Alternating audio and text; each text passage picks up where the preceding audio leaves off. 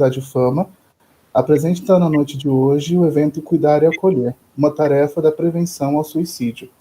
É um evento gratuito com palestrantes renomados. Os participantes terão a oportunidade de conhecer um pouco mais a respeito dessa temática tão relevante. Para os participantes inscritos que assistiram todo o evento, os certificados estarão disponíveis no Simpla. A Fama agradece bastante o empenho para a realização do evento, notadamente em nome do diretor-geral, Adilson Geraldo de Oliveira Júnior, a diretora acadêmica, professora Flávia Simonassi, a coordenadora do curso de Psicologia, professora Héleno Porceno Costa Paixão, o coordenador do curso de Farmácia, o professor Gustavo Mota, e o departamento de Marketing da Faculdade Fama. Agradecemos ainda a presença virtual dos acadêmicos da Fama e demais instituições do ensino superior, dos professores da Fama e demais membros da comunidade interna e externa. Sentimos-nos honrados com o prestígio ao nosso evento. Agradecemos especialmente a generosidade e a parceria dos nossos convidados desta noite, que muito abrilhantará o evento com suas experiências. Os palestrantes desta noite responderão às dúvidas que forem enviadas pelo chat no YouTube, então participem todos. A nossa primeira palestrante é a professora Lidiane Mello. A Lidiane é enfermeira, mestre em Ciências da Saúde pela USP, especialista em Suicidologia pela USC e docente do curso de pós-graduação em Suicidologia da USP. O nosso segundo palestrante é o professor Murilo Nascente. Murilo é psiquiatra, especialista em filosofia clínica. E, por fim, nós teremos, ao final das falas, um tempo de 20 a 30 minutos para cada fala dos palestrantes e, posteriormente, será aberto para perguntas para vocês, que estão participando, que nos enviarão pelo chat. Nós contamos com a participação de todos vocês e agora com a palavra a professora Lidiane. Obrigada, Rafael. Boa noite a todos. É um prazer estar aqui com vocês, estar aí, em Anápolis. Não sei mais onde a gente pode alcançar nesse modelo virtual que a gente se encontra, mas para mim é um prazer enorme estar aqui e espero poder contribuir com um pouquinho de conhecimento que eu tenho para que a gente nessa noite termine a noite sabendo como cuidar e acolher de uma pessoa em sofrimento. Esse tem sido meu maior motivo de estudo, como é que a gente faz para cuidar de uma pessoa que se encontra em sofrimento. E o suicídio e a ideação suicida, ela tem essa característica de uma pessoa em intenso sofrimento. E como profissional da saúde, fui parar na suicidologia por entender que eu não me sentia capacitada para cuidar de uma pessoa com esse grau de sofrimento e com tentativas de suicídio que eu encontrava na prática, ou de pessoas que eram enlutados por suicídio. E de uma maneira breve, eu vou tentar contar aqui um pouquinho a minha história, como o Rafael falou aí, vocês viram no post do convite também, eu sou enfermeira, o que difere um pouco da prática, do habitual, de a gente falar em suicídio. Normalmente são pessoas especificamente da saúde mental, mas algo que eu considero fundamental, eu estava até aqui falando um pouquinho com o Rafael antes da gente começar, é que o cuidado de uma pessoa em sofrimento, ele está em todos, ele permeia todas as profissões da área da saúde e de outras áreas também, com certeza, educação, social, enfim. Mas o profissional da área da saúde, no caso enfermeiros, médicos, fisioterapeutas, que não são especificamente da saúde mental, pelo menos o que eu percebo na minha prática e de onde eu já pude atuar como enfermeira, nós temos pouca base teórica e às vezes até uma dificuldade em lidar com o paciente em sofrimento, porque eu, pelo menos, na minha formação foi assim, se você identifica um paciente que está em sofrimento, que não está conseguindo evoluir dentro do seu tratamento, da parte biológica da pessoa, então você faz uma interconsulta ou com psicólogo ou com psiquiatra. Só que trabalhando na atenção primária à saúde, no SUS, a gente sabe que muitas vezes isso não é possível, a gente não tem uma grande quantidade de profissionais da saúde mental ali na hora que o paciente está na sua frente para você tirar uma dúvida ou para você acolher. E como o tema da nossa palestra hoje, uma tarefa extremamente importante do Setembro Amarelo é cuidar e acolher, então são tarefas da prevenção ao suicídio, porque nós acreditamos que o suicídio ele é prevenível Talvez você já tenha ouvido falar que o suicídio é evitável, e nós, suicidologistas, gostamos de utilizar o termo sempre prevenível. Primeiro, para que a gente consiga nos colocar na posição de seres humanos que somos como profissionais, antes de mais nada, somos seres humanos. Então, quando a gente se coloca nessa posição de evitar algo que outra pessoa vai fazer contra si própria, contra a sua própria vida, também nos coloca de uma posição de responsabilidade por aquela morte. Então, quando a gente fala de prevenção, por isso que a gente fala de cuidado e de acolhimento. E aí, nessa minha prática profissional, fui caminhando para a área da saúde mental por necessidade da prática, porque muitas vezes atendendo uma pessoa hipertensa, diabética, uma gestante, a pessoa ela traz em si todas as suas dimensões para o momento do cuidado. Então, era notado, né, que eu não conseguia dar conta somente da parte biológica da pessoa se eu não conseguisse olhar para toda a humanidade dela. Se eu não conseguisse enxergar onde é que ela estava com o sofrimento, qual eram as circunstâncias que ela passava e ter uma ação prática ali, porque cuidar e acolher são verbos. Então, o verbo exige uma ação. Que ação um profissional da saúde, qualquer profissional, e aqui a gente está falando para várias profissões, quais são as ações que a gente pode ter para acolher essa pessoa e para cuidar dessa pessoa que está em sofrimento? E aí, primeiro fui estudar, e aí encontrei a Karina Okajima Fukumitsu, porque também tive uma necessidade de acolher uma equipe de saúde que tinha enfrentado que estavam enfrentando um luto por suicídio, e eu não me sentia preparada. E eu achava assim, mas o que eu vou falar? Né? O que eu vou chegar para essa equipe e dizer o quê? E tinham pessoas nessa equipe que estavam sentindo os efeitos daquela morte por suicídio e que nunca tinham conhecido a pessoa que se matou presencialmente. Eles entraram na equipe, por exemplo, depois que essa pessoa morreu. E ainda assim, eles sentiam os efeitos e eram afetados pelaquela história do suicídio. Então, eu achava que eu não conseguiria, por mais que eu já tivesse estudado bastante de saúde mental, e de dinâmicas familiares, e de grupos, e de equipes. E a Karina apareceu, e aí nós fizemos uma parceria para ela fazer um treinamento, e aí participamos de vários treinamentos, e ela fez treinamentos para mais de 800 colaboradores, e muito mais de 800, já até perdi as contas, da região sul, aqui de São Paulo, da zona sul de São Paulo, e a partir daí ela abriu essa primeira turma de suicidologia e me convidou para fazer parte, e foi uma das minhas melhores escolhas. Porque quando a gente fala que vai estudar suicídio, muita gente já olha assim meio, nossa, você é corajosa, né? Que tema que você vai estudar tão difícil. E logo quando eu conheci a Karina e o modo como a gente pode olhar para esse sofrimento de um ponto de vista humano, sem me desconsiderar nessa humanidade, traz para a gente que quando a gente fala de suicídio, de prevenção ao suicídio, a gente está falando de vida. A gente está falando de possibilidades de vida, a gente está falando de vidas de pessoas que por suas histórias, os acontecimentos e os fatos e que ela viveu, trouxe ela até esse momento de não conseguir mais enxergar nenhuma saída, e a única coisa que ela consegue enxergar naquele momento é o suicídio. E tem uma frase de Schneidman, que é um dos autores que a gente estuda na pós-graduação e que hoje eu sou professora também, com muito orgulho, e eu me sinto honrada por isso, é que o suicídio, ele é um ato definitivo para um problema temporário. Então, quando a gente passa a olhar como profissional de saúde uma pessoa que chega à nossa frente com ideação suicida, ou nesse intenso sofrimento com as falas, eu não aguento mais, eu quero morrer, ou eu vou me matar, se eu entendo que o que ela está passando é um problema temporário, eu vou conseguir caminhar com ela para que ela consiga, ela por si própria, encontrar outras ruas e outros caminhos que ela ainda pode percorrer. Porque a pessoa que está inundada, e o psiquiatra com certeza vai, não sei, né, como vai ser a fala dele, mas ele pode falar dessa parte mais biológica, a pessoa ela não consegue enxergar outra saída. Então, acaba encontrando no suicídio a única forma de aliviar aquela dor. E a pessoa que quer se matar, ela não quer matar a sua própria vida, ela não quer tirar a sua própria vida, mas ela quer tirar aquela dor que é tão intensa que ela não sabe mais como fazer isso. Ela perdeu as possibilidades de enxergar outros caminhos.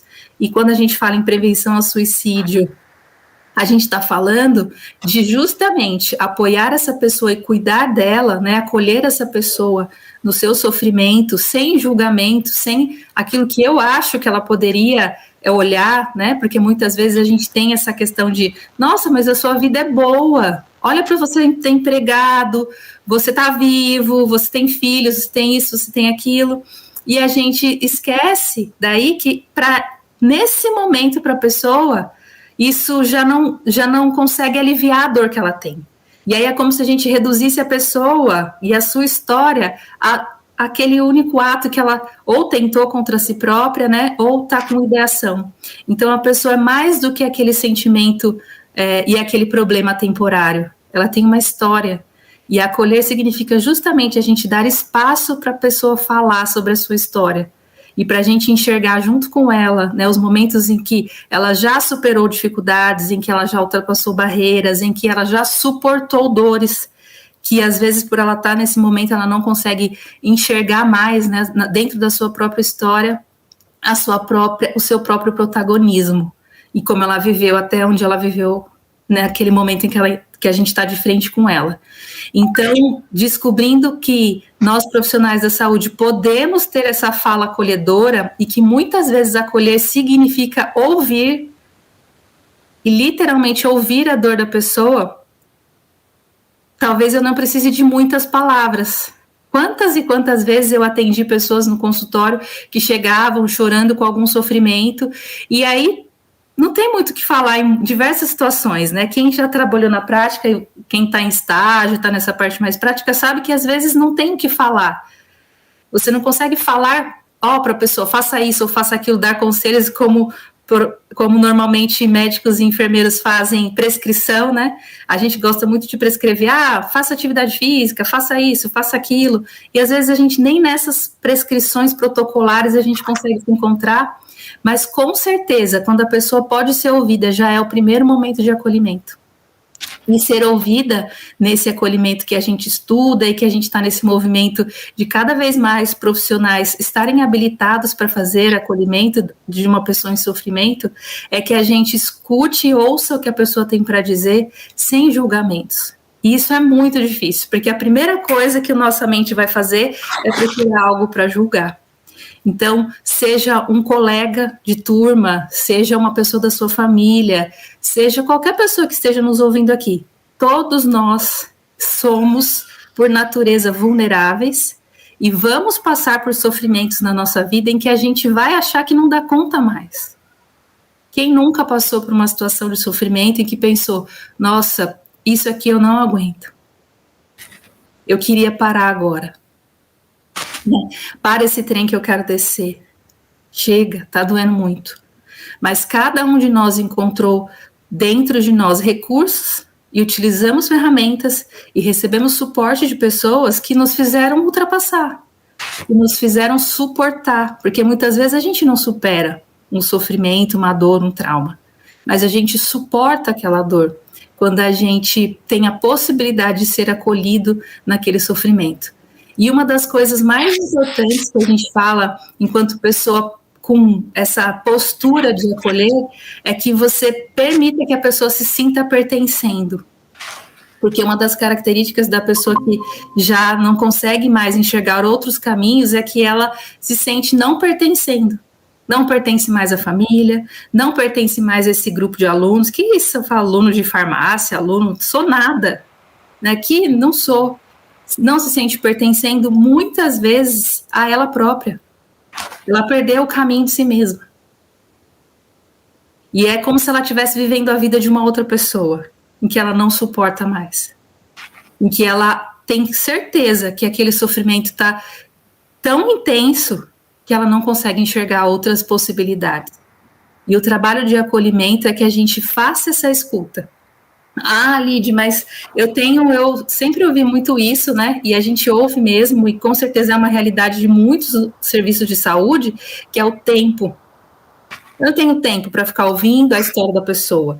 Por exemplo, um médico aqui em São Paulo, ele tem 15 minutos de consulta na consulta de atenção primária, por exemplo, e ele atende de 80% a 85% de todas as queixas de saúde de uma população definida, né, no caso da estratégia de saúde da família.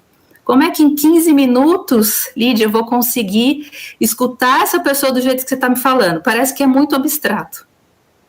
Mas o que a gente pode fazer nos 15, 20 minutos, o que a gente tem para aquela pessoa é dizer para ela que a gente vai estar com ela. Olha, agora eu tenho 15 minutos para ficar com você, eu tenho 5, né? Já aconteceu de ter paciente de intervalo de consulta, tipo, abrindo a porta, a maçaneta para o outro entrar. E a pessoa falar, eu preciso falar com você. E aí você virar para ela e ser honesto com ela. Ser outro ser humano, dizendo, olha, minha agenda está lotada, mas eu tenho 5 minutos para falar com você. E permitir que ela fale esses 5 minutos. E aí a gente vai ganhando tempo com essa pessoa até que outras ações sejam direcionadas, encaminhadas, e que a gente envolva os outros profissionais. Porque cuidar de uma pessoa em sofrimento não é para ser uma coisa pesada em que a gente considere que eu preciso resolver esse problema agora. E que essa pessoa se matar, a culpa, eu não gosto muito dessa palavra, mas a culpa, que é comum a gente se sente culpado, será minha. E, na verdade, o que nós, como profissionais, temos é uma responsabilidade perante as ações que a gente faz com o paciente que está à nossa frente. Mas essa responsabilidade, esse caminho com o paciente sempre vai ser multiprofissional. Por isso que vocês têm aqui, hoje, uma enfermeira falando de suicídio, porque eu enxerguei isso. Não é uma tarefa do psicólogo, só do psicólogo, não é uma tarefa só do psiquiatra. Cuidar de uma pessoa em intenso sofrimento é uma tarefa de todos os profissionais de saúde. E eu digo mais, é uma tarefa do ser humano. Só que muitas vezes nós não tivemos essa habilitação, vamos dizer assim, nem na formação, nem na vida, né? Nem na nossa vida pessoal. Quantas vezes uma pessoa vem contar um problema que a gente faz, eu no seu lugar faria tal coisa. Então a gente sai aconselhando a pessoa a fazer algo do nosso ponto de vista.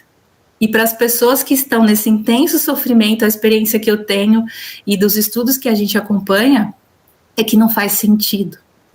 Então, uma das buscas do acolhimento e do cuidado é que a gente permita que a pessoa encontre o seu próprio sentido, o que faz sentido para ela, o que ela consegue alcançar como algo que ainda vale a pena, né? Que dor é essa que ela sente? E uma das perguntas que a gente faz, e eu aconselho, é que quem tiver com uma pessoa em intenso sofrimento dizendo que vai se matar, aqui, aconteceu agora, chegou dizendo, eu quero me matar. É uma pergunta que a Karina nos traz, e tem vários livros dela, o que supostamente a sua morte resolveria. E aí a gente dá a oportunidade da pessoa ter aquele clique e pensar, nossa, eu não tinha pensado nisso ainda, mas eu tinha pensado em me livrar dessa dor. E a nossa sociedade contemporânea faz com que a gente tenha cada vez mais ansiedade e pressa para resolver os nossos sofrimentos. Então, terminei um relacionamento de muitos anos, eu não queria terminar, mas a outra pessoa quis. Você tem que ser rápido, vamos que a fila anda, né? Então, você encontra um amigo e fala, nossa, você ainda tá chorando por isso? Vamos, né? Você passa por um luto de uma pessoa querida e você tem que ter uma pressa e tem que ter um tempo determinado. Então, a pessoa espera que você, em 4, 5, 6 meses, saia do luto e esqueça como se aquilo não tivesse existido na sua vida.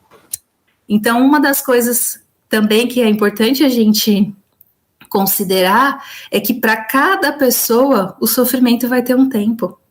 E o que a gente pode fazer, é claro que isso não se torne algo crônico, patológico, que interfira na vida dessa pessoa a ponto de ela não conseguir continuar. Porque quando a gente acolhe uma pessoa com intenso sofrimento, o que mais a gente quer com ela é que ela respire e continue. E na prevenção ao suicídio, a maioria das ações que nós fizemos aqui em São Paulo, que nós fazemos, né, e hoje a gente tem alunos formados aí no Brasil inteiro, e nessa próxima terceira turma a gente tem até alunos de fora do Brasil, com essa possibilidade de ter o curso online, é que a gente saiba que para cada sofrimento, a resposta está na própria pessoa. E que é o acolhimento que vai sedimentar esse solo que ficou fragmentado por essa dor que ela sente. Quanto mais ela se sentir pertencendo, quanto mais ela puder ser ouvida, melhor ela vai conseguir lidar com a situação. E aí, nisso, aqui no Brasil, nós temos o CVV, que faz um trabalho belíssimo no Brasil todo, com a possibilidade de que aquela pessoa em sofrimento, a qualquer hora do dia ou da noite, né, nos 7 dias da semana, consiga ter essa vazão para ser ouvida. Porque também a gente não tem muita paciência para ouvir o sofrimento do outro. Primeiro porque a gente, como eu falei já, né, não teve habilitação, vamos dizer assim, a gente não teve ensinamento para lidar com o sofrimento, nem com o nosso próprio, muitas vezes, quem dirá com o do outro. Então, um trabalho também que é extremamente essencial que a gente faça nas instituições, nos locais de trabalho, na família, é essa educação psicoemocional. Como é que eu posso dar nome para aquilo que eu sinto? Aquilo que eu sinto e aquilo que eu vejo e aquilo que eu faço, isso está tudo alinhado, está bagunçado, como é que é isso? Como é que eu posso expressar os meus sentimentos? Em quais lugares eu posso expressar? Como é que eu extravaso a raiva, por exemplo, que eu sinto por algo que não deu certo? Como é que eu lido com as frustrações do dia a dia? Então, um trabalho psicoeducativo desde a mais tenra infância. Eu falo isso sempre porque a gente tem alguns trabalhos em alguns países em que esse trabalho psicoemocional, né, desde de crianças muito pequenas, traz para essas crianças o que a gente busca tanto hoje, né? Já busquei muito treinamento de inteligência emocional e já apliquei treinamento de inteligência emocional, porque a gente busca, porque em algum momento dessa nossa sociedade moderna, isso não foi mais levado em conta, não é um valor. Está voltando agora com as questões da neurociência para que a gente redescubra os nossos sentimentos e as nossas emoções, para a gente dar conta desse mundo que a gente vive tão acelerado e tão caótico. Um dos trabalhos que é importante que qualquer profissional saiba fazer é justamente esse, ajudar a pessoa a reconhecer o que ela está sentindo. Muitas vezes o paciente chega e começa a falar um monte de sintomas e de sinais e de coisas que eu vou observando, e aí você pergunta para ele, tá, mas o que você sente nessa situação? E ele para de falar. Porque não é uma pergunta que ele está habituado a responder, e nem algo que ele está habituado a fazer. Então, quando a gente pensa, nossa, eu não tenho condições de falar com uma pessoa em sofrimento, às vezes é perguntar, o que você está sentindo? Como é que é isso para você? Que dor é essa? Que supostamente a sua morte resolveria? Que caminho é esse que você está enxergando? Porque a nossa energia vai para onde está a nossa atenção. Ela está colocando toda a atenção nela em eliminar aquela dor. Talvez existam outras coisas que ela possa dar atenção, e aí mudar o foco da sua energia e da sua ação. Para isso, a gente tem que assumir uma postura de prevenção ao suicídio. E a postura que eu quero deixar para vocês essa noite é que a gente esteja, primeiro, reconhecendo a nossa própria humanidade e a nossa própria vulnerabilidade. Porque quando eu chego de um patamar, eu sei mais do que você, já começou ali um tratamento que não é terapêutico. Eu vou te dar todas as respostas. E aí sai aquele paciente falando, eu fui naquele profissional lá, mas ele não resolveu em nada. Porque você deu um monte de conselho porque não fazia sentido. Ou prescreveu diversas coisas para ela que não fizeram o menor sentido. Eu teria 1 milhão de exemplos para dar aqui de situações em que eu mesma fiz isso, né? No começo da carreira a gente erra, e a gente erra depois também de velha na carreira, a gente erra às vezes com a pessoa. Mas se a gente está consciente dessa nossa postura de cuidar e acolher, sabendo que o que essa pessoa precisa ter novos olhares, e claro, ter, como a gente começou falando aqui, depois um acompanhamento. A gente precisa saber fazer isso. Eu não preciso saber fazer o que o Dr. Murilo faz, eu não preciso saber fazer o que o Rafael faz. Eu preciso saber o que eu, Lidiane, como enfermeira e como pessoa, posso fazer. Qual é o meu limite de atuação, e ter consciência de que o que eu fizer pela essa pessoa vai ser uma ação que a gente considera cientificamente e na prática e no cotidiano ações de acolhimento e de cuidado. Então também não é algo que eu vou ir fazendo intuitivamente, embora tenham pessoas que saibam fazer isso muito bem. Intuitivamente sabem ouvir muito bem como um padre, como alguns, não todos, né? Não é uma característica de todos. ou como um pastor, ou como uma outra pessoa que lida com o ser humano, né, nas suas diversas dimensões, principalmente nas religiosas e espirituais, mas lida com o ser humano. Então, algumas pessoas fazem isso intuitivamente. Mas mesmo que você considere que você não é essa pessoa, a gente é capaz de aprender novas formas de olhar para o ser humano em sofrimento e de agregar ações para ela e de encaminhar ela para quem é melhor. Então, a gente sabe disso. O Rafael, ele gosta muito de atender criança, então se aparece uma criança, é para o Rafael que eu vou ligar. O Dr. X, ele é melhor em pessoas que estão em dependência alcoólica, então é para essa pessoa que eu vou, dependência química, é para essa pessoa que eu vou, é com ela que eu vou conversar. A pessoa não tem possibilidades, então a gente vai ter sim que reconstruir essa rede de apoio ou construir para a pessoa, né, e ter claro isso, que a gente não está sozinho, que essa pessoa vai ter uma rede de apoio, que são pessoas da família, pessoas importantes para ela, e também profissionais que são capazes de cuidarem dela depois dessa parte, vamos dizer assim, de reabilitação, né, nessa parte de acompanhamento e de terapia de fato, se é o que aquela pessoa precisa. Porque muitas vezes não é só terapia que resolve, a gente sabe disso. Muitas pessoas que fazem terapia há muito tempo e não conseguem sair daquela dor que estão. Não é só medicação. E também não é só eu ouvir a pessoa. Então, uma série de ações articuladas que a gente vai fazer para prevenir o suicídio, se o que a gente quer e o que a gente faz, e é o que eu acredito nisso, é a preservação da vida. Então, eu espero que a gente saia dessa noite, pelo menos com essa sementinha aí no coração de cada um, que sempre é possível fazer algo por alguém que se encontra em sofrimento. Essa também é uma das frases da Karina, e que a gente fala bastante na pós-graduação, porque sempre é possível. Porque muitas vezes a gente chega nesse limite enquanto profissional e fala, não tem mais o que fazer. Sempre tem, sempre vai ter.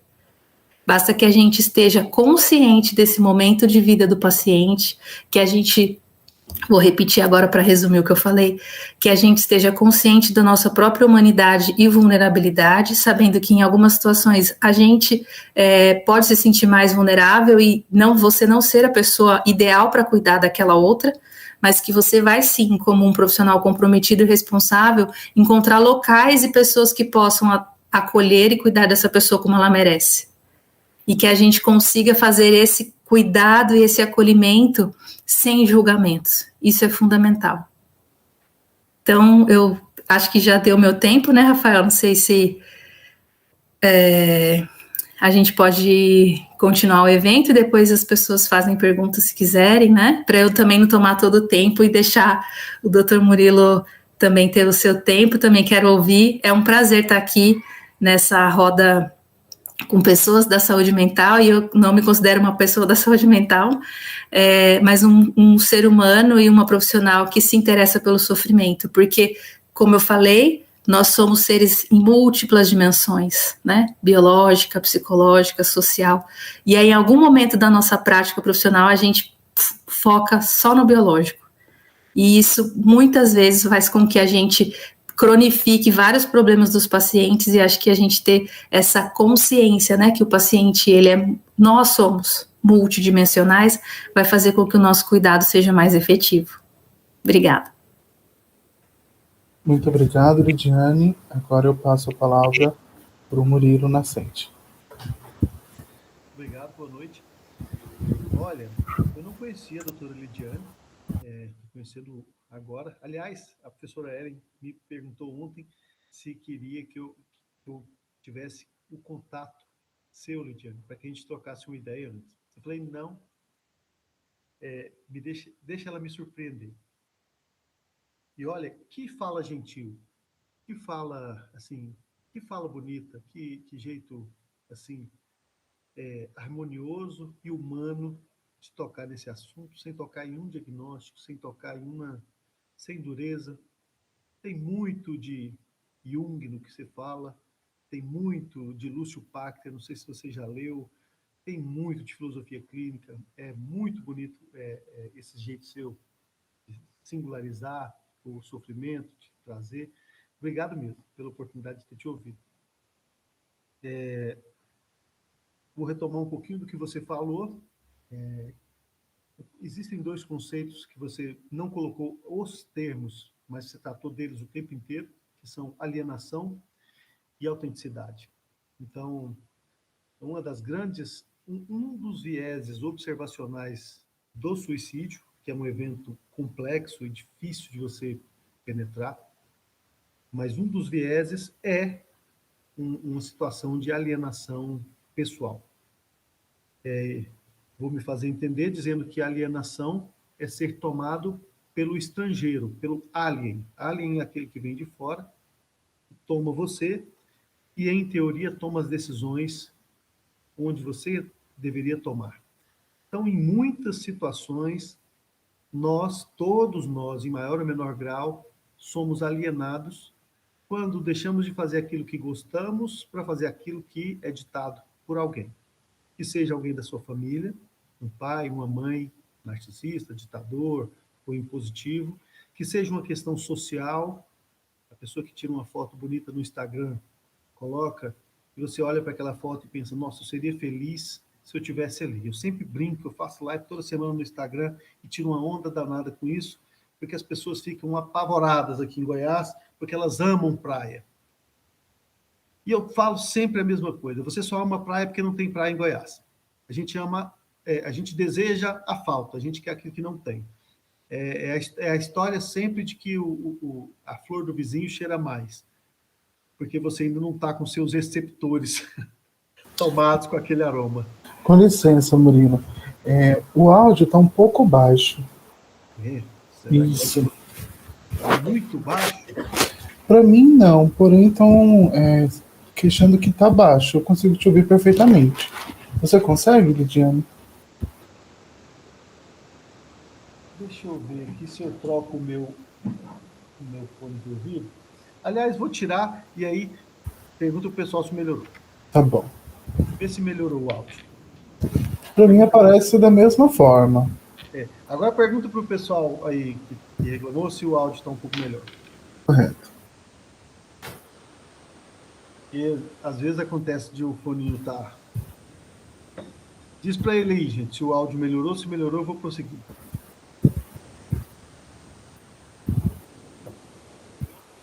Só um minuto, por favor. Um minuto, sim.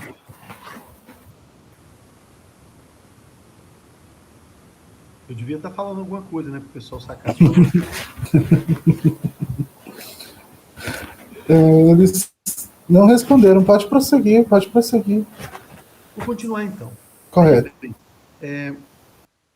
A gente está sempre desejando algo que não é exatamente aquilo que a gente realmente ficaria satisfeito, se é que existe essa possibilidade de a gente estar definitivamente satisfeito com qualquer coisa que seja. Então, como a gente mora em Goiás, Goiás não tem praia, tem muito ipê amarelo, a gente fica pensando, nossa, se eu estivesse na praia eu estaria feliz. Provavelmente as pessoas que moram na praia, porque já enjoaram de água salgada, porque aquilo é um saco, aí elas pensam, nossa, se eu tivesse numa fazenda, eu estaria bem feliz, né? Aí a pessoa quer vir para fazenda, praia de rio, né? Porque a água é doce, afinal de contas. Então, existe uma tendência de a gente não se conhecer muito bem e procurar, aos olhos dos outros, se afirmar. E dentro desses outros, abre-se uma janela para um sem fim de possibilidades. Desde amigos, familiares, marido, esposa, filhos, pai, mãe, até rede social. E você pode muito bem comprar uma briga que não é sua. Você compra uma briga com toda a sua força, com toda a sua energia, para que você, então, chegue num lugar com a promessa, né, interna de que lá sim. Chega lá, não é nada disso.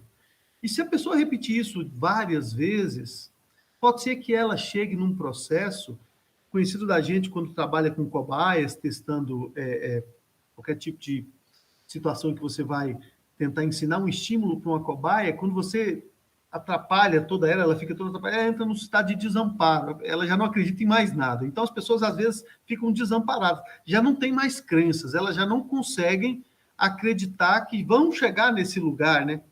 A gente pode aqui chamar de Passárgada, felicidade, né? Reino dos céus, Nirvana, sei lá, as pessoas, cada um com a sua cultura, cria esse lugar imaginário, né? Os campos elíseos, lá onde você quer chegar. E as pessoas, de tanto testarem por fórmulas estrangeiras ou alienadas, as pessoas podem sim entrar no estado de desamparo e de dor profunda. E ver como única saída acabar com tudo, acabar com a luta. Já que a luta não é dela. Já que ela está lutando literalmente uma luta vã, uma luta inautêntica, às vezes ela quer acabar com a luta. É sim uma possibilidade. E o oposto disso seria a autenticidade, seria a pessoa encontrar-se, encontrar um lugar de potência na vida, saber onde ela é forte, saber onde ela tem energia e tem propósito, tem por que viver, não para chegar em algum lugar, mas porque a caminhada é legal, porque é alegrador estar ali. Então, quando você fala de um cara que tem dom, o dom da palavra, fulano tem o dom da palavra, nasceu com... Às vezes ele falando é muito feliz. E quando ele está feliz ali, faz sentido para ele. Então a vida dele se resume naquilo. Enquanto o outro é um nadador, nasceu para ser nadador. Isso é uma ideia bem grega, viu, gente? Essa é uma ideia grega de que existe um lugar no mundo para cada um de nós. E que nesse lugar, quando nós encaixarmos na grande harmonia universal, que os gregos chamavam de cosmos, quando a gente encontrar esse lugar cósmico, a gente então estará feliz. Eles nem falavam felicidade, eles falavam eudaimonia. Estaremos eudaimônicos lá nesse lugar. Não cabe a gente aqui discutir qual ideia que é verdadeira e qual que é falsa. São ideias bonitas, são ideias poéticas e que se encaixam em muitos momentos da nossa vida. São metáforas interessantes para a vida.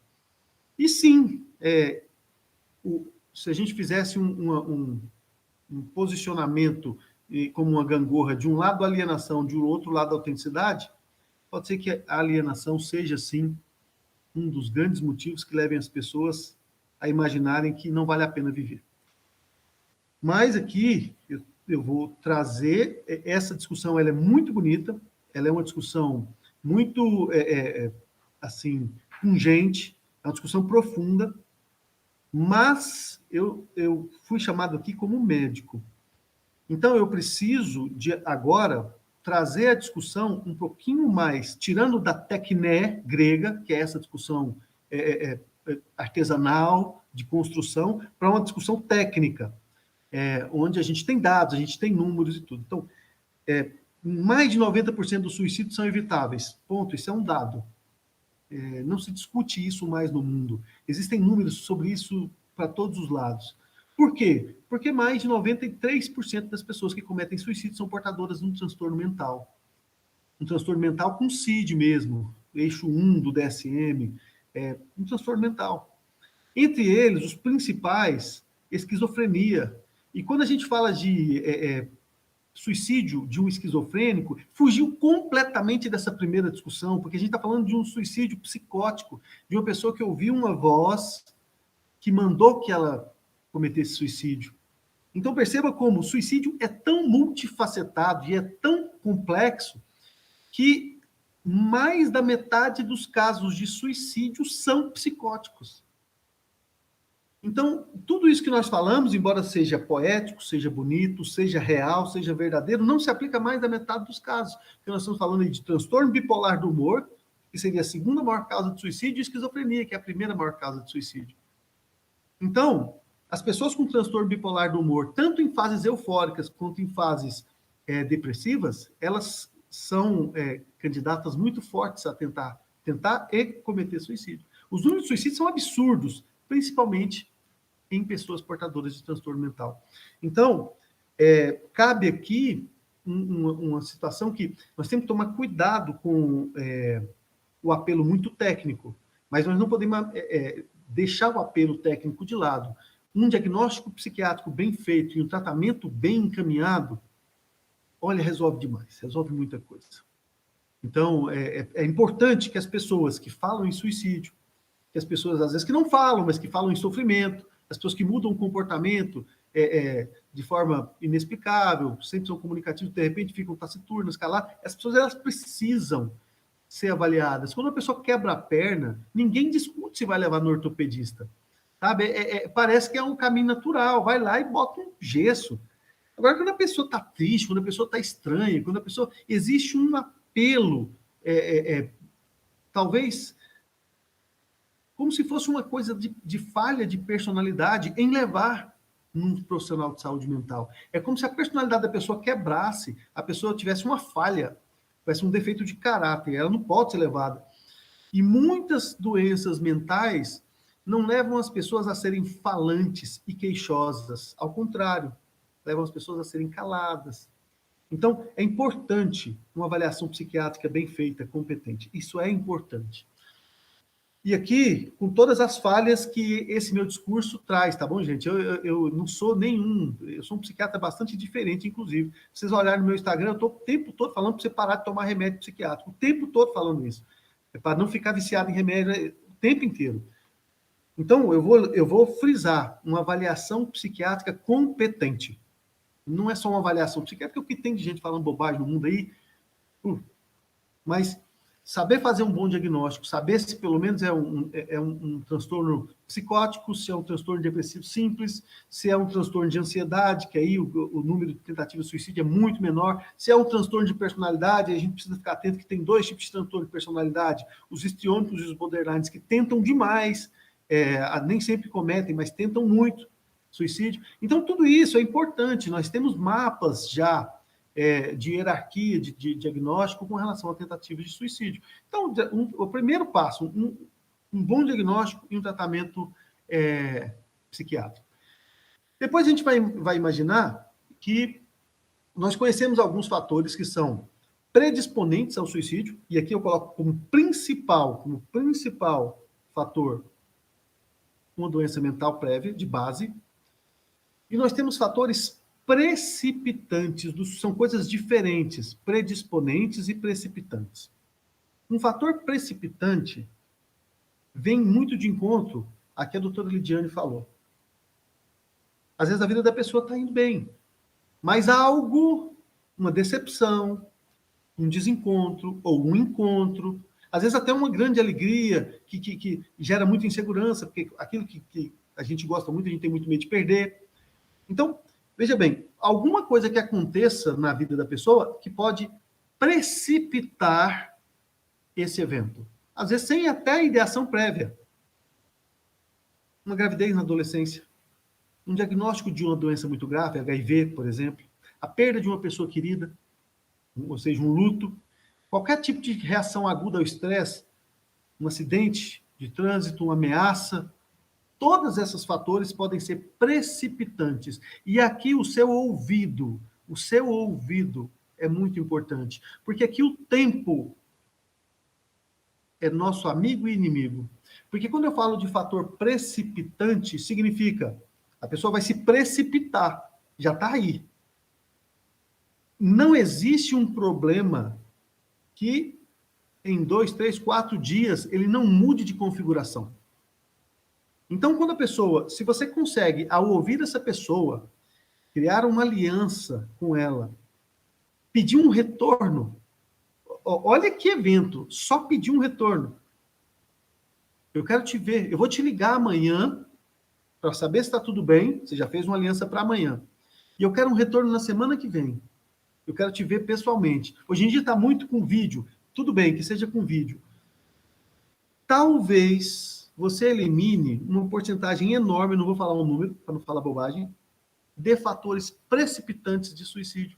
Porque naquele momento, naquele período, a pessoa ela vai ter o tempo necessário para metabolizar. Às vezes o adolescente que perdeu uma namoradinha vai ter a chance de retomar um namoro, ou vai ter a chance de olhar para uma outra garotinha e achar linda, ou vai ter a chance de ouvir vai ter a chance de ouvir uma música que mexe, vai ter chance. E a contagem de tempo de um adolescente, já que eu toquei nesse assunto, é diferente da nossa. Daqui um ano é para sempre, daqui um ano é nunca mais. Nanda, às vezes você usa a sua sabedoria maravilhosa, né? Meu filho, ela não é a única pessoa, daqui um ano você está com outra. Você matou o cara, porque daqui um ano com um adolescente, daqui um ano não é a mesma contagem sua. Então, escuta, vê o que ele está falando e tudo, e faça uma aliança, dê tempo para ele. Se você perceber que é um evento precipitante. Se for um evento predisponente, uma doença mental, encaminhe para um psiquiatra competente o mais rápido possível. E em qualquer das situações, escute, porque a nossa dificuldade de ouvir o sofrimento alheio é porque a gente não quer remexer no nosso. Eu vou falar uma coisa muito pesada aqui. Todas as pessoas já flertaram com o suicídio. Todas. Todos nós, em algum momento da nossa vida, flertamos com essa ideia. Não significa que nós somos todos suicidas. Significa que nós já pensamos. Daí para pensar muitas vezes, daí para planejar, várias vezes, para daí para tentar, para depois é um caminho longo, mas um flerte. E quando uma pessoa fala em suicídio, ela lembra o seu flerte. E quando ela lembra do seu flerte, isso vai lá num lugar muito inadequado da sua alma e faz doer. Então, na verdade, você não quer ouvir o outro porque dói em você. E muitas das queixas de doenças mentais, elas sofrem um grande impacto de preconceito, porque, na verdade, você não quer ouvir o que a outra pessoa está te falando, porque ela mostra uma fragilidade sua e talvez lembre uma força extrema que você tem que ter feito em algum momento da sua vida para vencer aquela barreira. Então, se colocar na condição de humano, retomando o que a doutora Lidiane disse, se colocar na condição de humano, se colocar na condição de igual, e falar, poxa, essa pessoa está passando por uma situação que eu poderia estar passando. Você não vai ouvir, nem um psicótico, tá? Você não vai ouvir um psicótico falando sobre algo que não é humano. Um esquizofrênico, ele delira, mas ele delira achando que as pessoas estão falando mal dele, achando que estão tramando contra ele. Você também já pensou isso? Então, não tem essa história de que o esquizofrênico tem pensamento. Não. As premissas são falsas. Lá, o delírio, ele tem um início que não tem suporte, mas toda a construção é humana, ela é comum a todos nós. Por isso que os esquizofrênicos mexem tanto conosco. Vai dizer que você nunca pensou que tinha alienígena? Vai dizer que você nunca pensou na possibilidade de ter um chip na sua cabeça, você está chipado? Já pensou? Talvez você ache que isso é meio ridículo, talvez você perceba, não vou ficar pensando, não vou ficar alimentando essa ideia. Tá, o esquizofrênico não tem essa trava. Ele alimenta uma ideia que vocês também já teve. Então, muito da dificuldade que nós temos de ouvir o sofrimento de quem sofre de um transtorno mental é não querer entrar em contato com a nossa pequena doença mental interna. E quando a gente não quer mexer com isso, quando a gente não está disponível, a gente comete gafes horrorosas. A gente comete crimes epistemológicos, a gente comete coisas horríveis com o outro. Porque aí você trata o outro como se fosse um prego e você é o martelo. E você bate no prego para colocar no formato que você quer. Tipo, eu, na sua situação, jamais ouviria um negócio desse. Senão você não pode fazer. Tem pessoas que fazem oração com pacientes dentro de consultório. Eu não sei que religião você é, eu não sei nem com quem que eu estou conversando, mas deixa eu te falar uma coisa. Às vezes o que para você é sagrado, para o outro não é. Às vezes o que para você é modificador, para o outro é banalizador. Então a verdade sua não deve ser imposta numa relação. Porque quando você impõe, especialmente numa relação terapêutica, você quer impor sua verdade para o seu namorado, vá brigar com ele. É outra história. Uma relação erótica, aí não tem regra. Agora, para o seu paciente, olha o termo, paciente, ele está passivo. Logo, ele está suscetível a todo tipo de situação que você colocar. Então, há de ter muito respeito, é uma relação de muita ética implícita. Você não pode impor as suas ideias. Não deve impor suas ideias. Você deve ouvir mais, falar menos, ir mais ao mundo do outro como um hóspede respeitoso, se retirar na hora que você for chamado a se retirar e modificar apenas aquilo que estiver ao seu alcance dentro da leitura de mundo do outro. É assim que funciona a terapia, qualquer que seja a sua abordagem. Não importa se você é junguiano, se você é psicanalista, se você é gestalt terapeuta, se você é terapeuta comportamental. Não existe nenhuma terapia que é imposto, só coaching. Coach é impositivo, só. Fora coach quântico, que muda até o código genético dos outros, aí já nós não vamos entrar nesse tipo de situação. Agora, quando a gente está falando dessa mistura bonita de arte e ciência, que é o processo terapêutico, aí a gente precisa respeitar método. E o método nunca é impositivo. Portanto, ouvir alguém que está com qualquer ideia de sofrimento é um movimento respeitoso de ir até o mundo dele. Perceba se é alguém que tem fatores precipitantes ou predisponentes. Se forem doenças mentais predisponentes, encaminhe para alguém que tenha competência para tratar isso. Não perca, não é assim, encaminha e larga. Não, encaminha e mantenha o contato. Continua, fala com o colega, fala com o doutor, fala com o médico, liga. Tá. Se for um fator precipitante, ganhe tempo.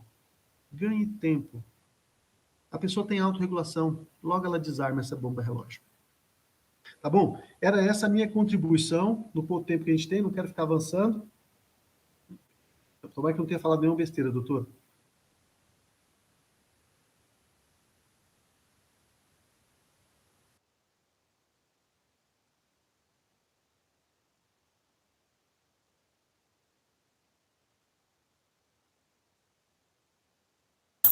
A gente não está te ouvindo, Rafael.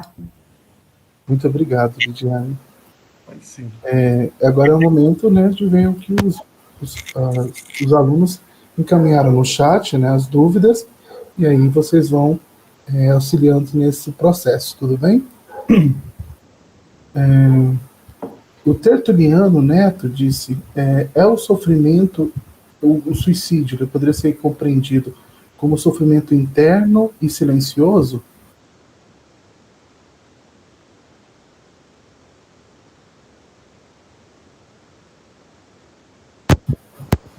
Ele perguntou se o sofrimento do suicídio pode ser compreendido como um sofrimento interno e silencioso. Exatamente. Aqui a gente tem uma falha epistemológica que eu vou te corrigir. Veja bem. Ciência é um método de investigação que tenta traçar padrões e fazer previsões. Se eu pegar esse objetinho aqui e soltar, ele vai cair. Não existe a menor possibilidade de eu soltar ele subir. Isso chama lei da gravidade. Um cara, Isaac Newton, percebeu isso, depois testou em muitas situações, testou, hoje é aceito universalmente. Lei da gravidade. Quase todos os fenômenos naturais são passíveis de equacionamento, são cientificáveis. A gente compreende pela ciência e consegue prever até quanto tempo demora para ele bater no chão. A pergunta que você fez é uma pergunta muito típica do zeitgeist atual, do espírito da nossa época. Porque tenta trazer o suicídio para um objeto como um objeto natural, simples, com poucas facetas e capazes de ser prevenido quase sempre. Se você entende o padrão, você consegue. Então, você quer traçar um padrão, uma situação específica do suicídio. Não. O suicídio não é como a queda desse objeto. Ele é complexo. Quando a gente fala complexo, são tantas variáveis envolvidas que é impossível compreender um padrão. Nós não temos como falar que o suicídio é... Qualquer coisa que a gente falar a partir daí é bobagem. Por quê? Porque ele é tanta coisa que tende ao infinito. A gente pode falar algumas coisas com um grau de certeza, mas quando você fala que o suicídio é um sofrimento interno e silencioso, muitas vezes, pessoas que cometem suicídio, elas reclamam muito tempo antes, elas falam muitas vezes antes, elas ameaçam muitas vezes antes e chegam a cometer em algum momento. E outras são exatamente o que você falou. São pessoas que têm um comportamento social completamente normal, pais de família, respeitados, sem nenhum tipo de problema. De repente, comete suicídio. E você fala, vai deixar uma carta, né? Tá vendo o que é que você está querendo entender a causa? Causa, mecanismo, isso é a ideia científica. Se teve um suicídio, você quer entender a causa. Qual que é a ideia de entender a causa? Prevenir o meu. Provavelmente deve ser isso, né? Porque você quer prevenir todos. Escuta, nem todos os suicídios são preveníveis. A maioria o é. Portanto, não é culpa de ninguém se alguém suicidou. a gente faz o que é melhor, mas não dá para reduzir o suicídio dessa forma.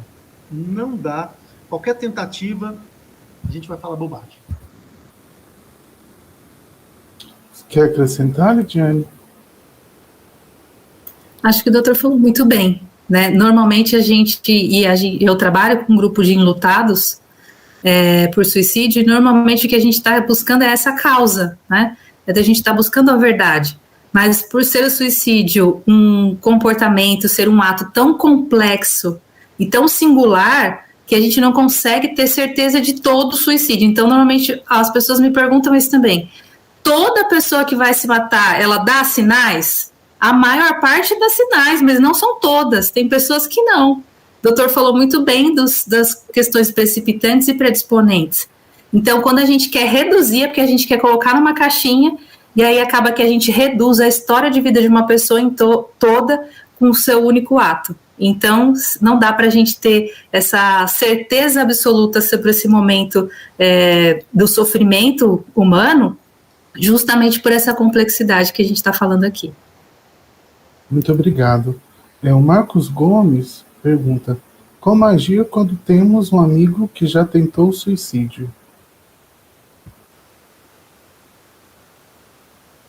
Eu posso falar sobre isso, porque também é um outro... A gente está falando de suicídio e a gente não usou essa palavra aqui, mas ainda é sim. A gente está em Setembro Amarelo, vendo muitas lives, eu, pelo menos, né, se eu fico numa bolha ali do Instagram dos assuntos que você gosta, eu vejo muito. Mas a gente está falando de um assunto que ainda assim é tabu. Então, como o doutor muito bem falou, todos nós, sem medo de errar, né, talvez alguém nos julgue falando isso, já flertou de alguma forma com o suicídio. E aí, se você tem uma pessoa próxima a você que já tentou suicídio alguma vez, mas, a vida seguiu e ela não tá te procurando ajuda nisso, já passou e já foi, não significa nem que ela não vai tentar de novo, nem que ela vai tentar imediatamente. Então, a gente fala muito, principalmente quando a gente atende os familiares enlutados, que a gente não tem essa bola de cristal. A gente tem vontade de saber, nossa, mas agora ele vai morrer, agora ele vai se matar. E aí, é claro que uma vez uma tentativa de suicídio, a gente vai estabelecer, assim, uma vigilância, a gente vai construir uma rede de apoio, essa pessoa vai ficar em acompanhamento por um tempo, até que ela de volta se encontre o seu caminho, e não significa 100% de certeza que isso não vai voltar a aparecer na sua cabeça, ou na sua história, né? Então, o que mais a gente pode fazer por essa pessoa é estar aberto a ouvir. Porque é outra coisa que a gente não quer e normalmente a gente julga. Mas você já tentou se matar, você não valorizou sua vida. Vamos ver se agora, daqui para frente, você faz melhor. Já ouvi muitas falas assim, não só de leigos, mas também de profissionais. Bom, de agora para frente a gente vai mudar as coisas, né? Você não vai mais fazer isso. Como se a gente fosse pai e mãe, como eu falo para minha filha. Você fez isso aqui, não tá legal, então não faça mais.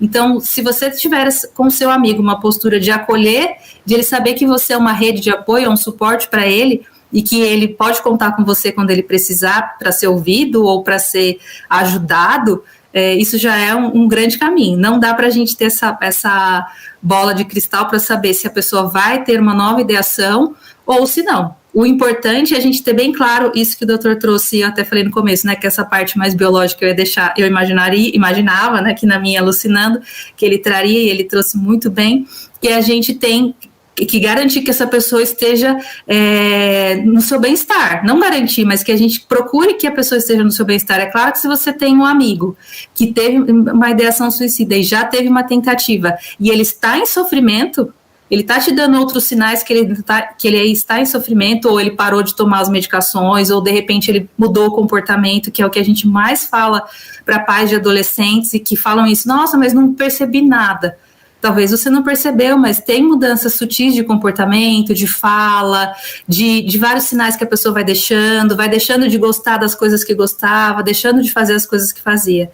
Então, a nossa vigilância, se é uma pessoa próxima a nós, seja amigo, parente, quem for, é a gente primeiro se colocar à disposição dessa pessoa. Ótimo. Muito obrigado. A Leidiane pergunta: e quando essa pessoa não fala? Não, sim?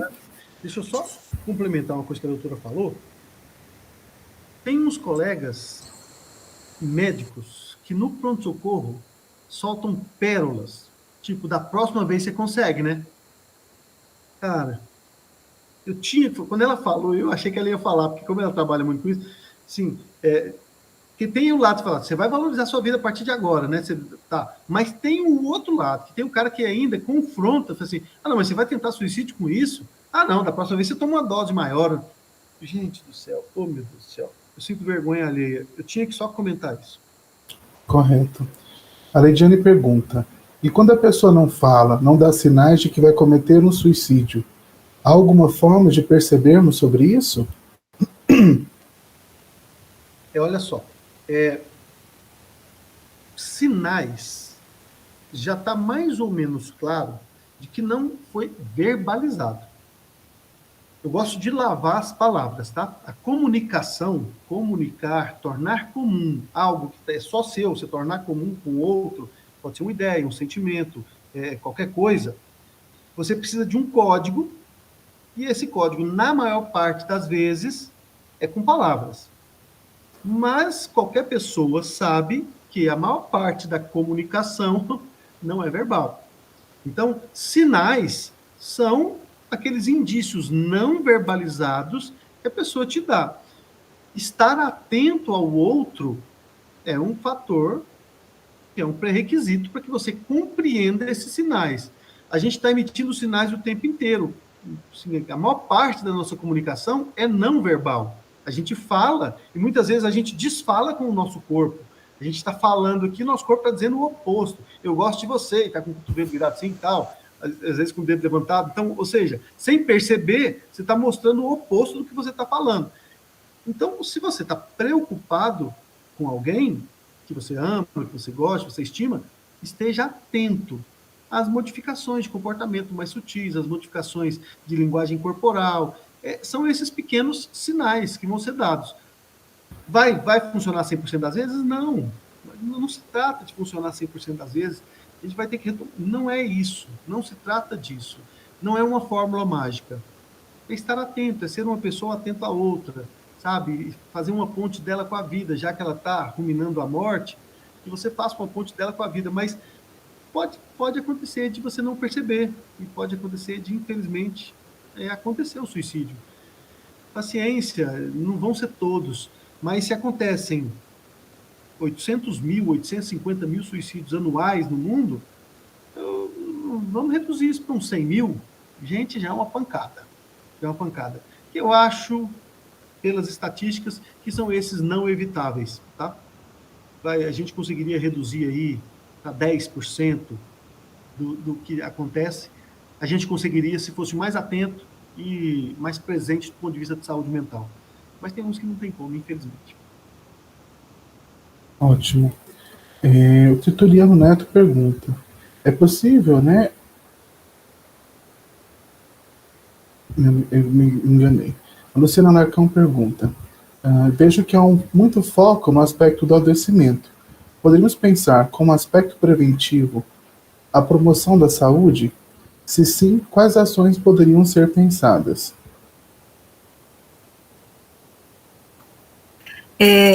Nós, através da pós-graduação e do programa que a gente chama Programa RAISE, que tem foco no acolhimento, no cuidado, na habilitação e na educação, a gente pode atuar em diversos cenários, em todo cenário onde o ser humano está envolvido. Onde tem gente, a gente pode ter ações que possam promover a nossa saúde mental, né, o nosso cuidado emocional. Então, seja em escola, instituições, qualquer instituição, qualquer lugar onde tenham pessoas. E é, sim, uma questão de saúde pública e não dá para reduzir isso ao serviço de saúde. Ao modelo de saúde que a gente construiu, que a gente tem aqui no Brasil. Eu posso falar do SUS, que a minha vida inteira foi no SUS, não dá para ser só isso. Então, a gente pode ter, sim, espaços, a gente precisa criar espaços, e ela pergunta quais são essas ações. Então, por exemplo, nós temos grupos em escolas que a gente não precisa esperar que um suicídio aconteça, mas quando um suicídio aconteça, a gente vai promover com que as pessoas consigam falar sobre os seus sentimentos. Então, eu até falei um pouquinho na minha fala que são esses espaços psicoeducativos e emocionais, né? Então, isso pode ajudar, ações que podem ajudar. No ambiente de trabalho, muitas vezes eu sou chamada para falar em empresas, e conversando com a pessoa que me chama, ela fala, as pessoas se afastam muito, normalmente é por questões de afastamento, tem muito afastamento de saúde mental, aí quando você vai destrinchar, tem muita depressão, tem muito burnout, tem diversas situações de afastamento, e aí quando você vai enxergar o processo de trabalho, normalmente quando eu falo com essa pessoa a instituição está aberta a ouvir? Porque a gente vai falar de processo de trabalho e de situações que, muitas vezes, é claro, não dá para a gente, eu falo muito isso, não dá para a gente responsabilizar 100% a instituição, né, e que ela tem que cuidar de todo mundo, como se ela fosse pegar e marcar o psiquiatra da pessoa e enfim, né, fazer o cuidar de saúde, mas também não dá para a gente não ter uma responsabilização. Então, muitos lugares, muitos processos de trabalho que são exaustivos, que são sem sentido, que se a pessoa nunca é ouvida, ela não é valorizada, ela não se sente pertencendo, e aquelas coisas que eu falei na minha fala, né? A pessoa não se pertence a nada, não faz sentido nenhum, é um trabalho vazio, ela não pode falar, nada do que ela fala é valorizado, enfim. Então, ações que a gente permita com que a pessoa, onde quer que ela esteja, seja nas universidades, também é um caminho muito importante que a gente fale, porque quando existem, né, esse ano, por exemplo, a gente teve alguns suicídios aqui na USP, eu fui acompanhando as notas e as notícias que saíram, e muitas vezes não se abre o espaço para falar. Você tem um espaço super conservador, então é um problema individual, não tem relação com a instituição, então a gente não permite que aquele assunto seja falado, que as pessoas falem sobre aquilo e que sigam a vida como se aquilo não tivesse acontecido. Nessa instituição que eu falei que eu trabalhei, eu fui trabalhar com os enlutados, com a equipe enlutada, foi aberta a conversa. Né, qual é o sentimento que fica, porque tem muita identificação, né, até do próprio trabalho que a pessoa exercia. Então, eu sou enfermeira, um enfermeiro morre por suicídio no mesmo local de trabalho, poxa, será que eu sou a próxima? E o doutor falou muito bem isso, eu sou a próxima, e aí isso vai gerando um acúmulo de emoções, de sentimentos na pessoa, e que ela não tem espaço para falar. Normalmente, eu que trabalho com profissionais de saúde, eu sei que o profissional de saúde, ele carrega o sofrimento para ele, vai chorar no estacionamento, ele chora dentro do banheiro, mas ele não leva para casa. Então, é a instituição, sim, que tem que ter esses espaços, e a gente pode criar coisas pequenas. O doutor falou também uma coisa que eu gosto muito, que é ciência e arte, né? Quando a gente fala de ser humano, a gente está falando das duas coisas no nosso campo da saúde, né? Então, por exemplo, lugares em que são possíveis ações de arte, o que faz sentido na vida das pessoas dessa instituição? Então, alguns vão fazer eventos, vão promover música, com que as pessoas se realizem na sua humanidade, não só no seu campo específico de trabalho, assim como nas universidades e em qualquer outro espaço. Então, ações que às vezes a gente fica imaginando que vai ser algo estratosférico e miraculoso que vai fazer com que a gente não tenha mais suicídio no mundo. Primeiro que isso não vai ser possível.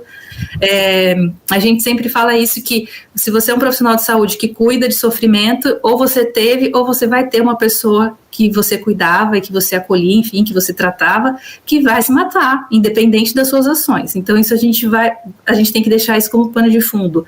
E as ações não precisam ser estratosféricas. Por exemplo, aqui a gente tem o Sírio-Libanês, que também é um dos nossos professores da pós-graduação, e dentro do Sírio-Libanês eles têm um programa de qualidade, né, que muito se entrou nas instituições por qualidade de vida, mas não necessariamente específico para a saúde física, né, biológica, mas para a gente cuidar de outras coisas. Por que outras maneiras da gente ser e de se expressar, elas não podem estar nas instituições? Então, lá eles têm roda de conversa, tem arte terapia, enfim, eles têm diversas coisas que o profissional ele pode frequentar e participar, pensando que essa pessoa que é o seu profissional, ou que é o seu aluno, seu funcionário, o que quer que seja, ele é uma pessoa em todas as suas dimensões.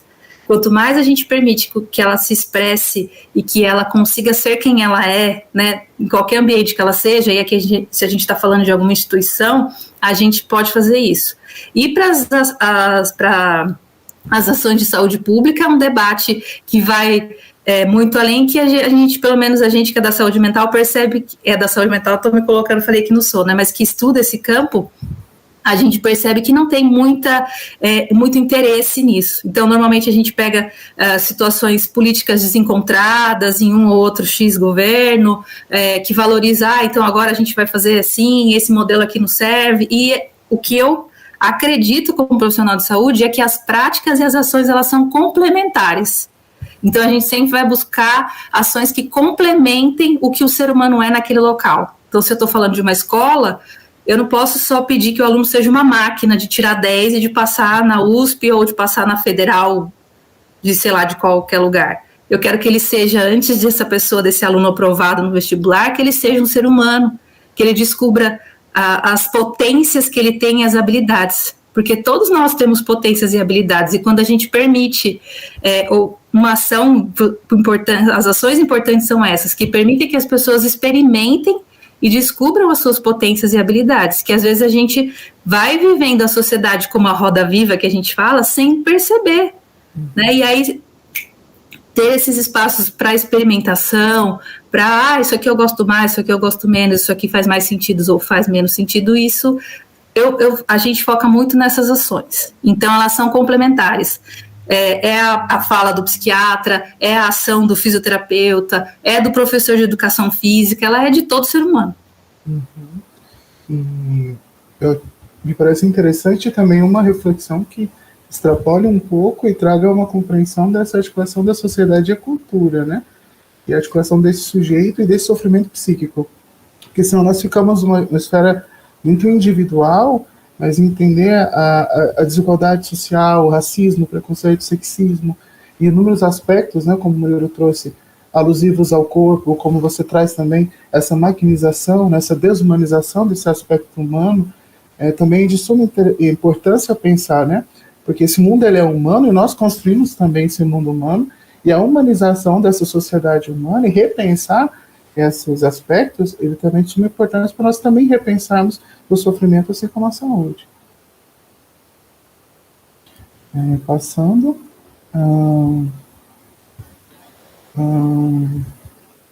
É perguntado se com a pandemia e com o isolamento social, vocês percebem que houve um aumento no caso de suicídio e de sofrimento psíquico? Eu não sei se a Lidiane lida direto com isso, talvez ela tenha dado. Eu tenho a impressão que aumentou. Eu tenho a impressão que aumentou e, assim, eu tenho a impressão que aumentou numa taxa relativamente alta. Não acho que tenha sido uma brincadeira isso que a gente viveu, não. Embora exista uma tendência de banalizar, de negar, de fingir que não foi nada e vamos para a próxima, foi muito grave o que a gente viveu. Eu imagino que muitas pessoas sucumbiram a essa mudança drástica, que é, sem dúvida, um fator precipitante. Né? As pessoas que sofrem de hipocondria, olha, vocês não têm noção do que é uma pessoa que sofre de hipocondria no meio de uma pandemia. Provavelmente, é mais ou menos assim, ó. Amanheci, estou com o nariz entupido, estou com Covid, mas não posso fazer o teste, porque se eu não tiver com Covid, eu vou pegar Covid. E se eu começar a piorar, eu não sei se... E daqui para frente, isso é todos os dias. Todos os dias. É uma luta entre tô, não tô, sarei, não sarei, vou, não vou, se tiver, não tem como buscar. É um horror. E eu tenho uma impressão muito forte que os casos de suicídio aumentaram. Agora, o que é importante a gente falar? Que conforme o jeito com que a gente fala sobre suicídio, isso é meio contagioso, né? Existe um efeito conhecido também no mundo inteiro chamado efeito Werther, que é a forma com que você noticia o suicídio, ele serve como tipo um propulsor, né? Aquela pessoa que estava na gangorra ali, ela acaba pulando. Então, provavelmente, embora os números tenham aumentado, esses números eles não vão aparecer de qualquer jeito, eles devem aparecer depois de algum tempo, e eu concordo que seja assim.